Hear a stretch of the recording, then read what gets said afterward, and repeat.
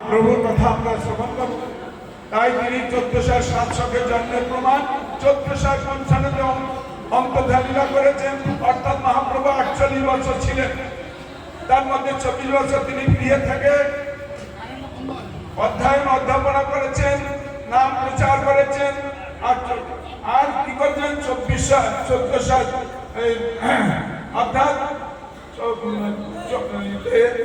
আমার কাটোয়ায় কাঞ্চননগরে গিয়ে কেশব ভারতীর কাছ থেকে সন্ন্যাস নিয়েছেন মহাপ্রভু। সন্ন্যাস নিয়ে তিনি এই গ্রাম একবার বৃহৎ ত্যাগ করে তিনি চলে গেলেন। কেন নবদ্বীপে থাকলেন না?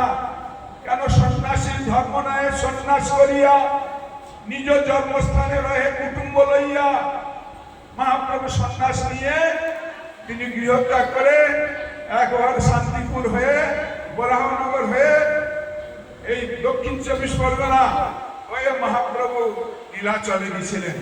ওইখানে মহাপ্রভু 18 বছর ছিলেন। 24 বছরের মধ্যে 18 বছর না, 24 বছর তিনি নাম প্রচার।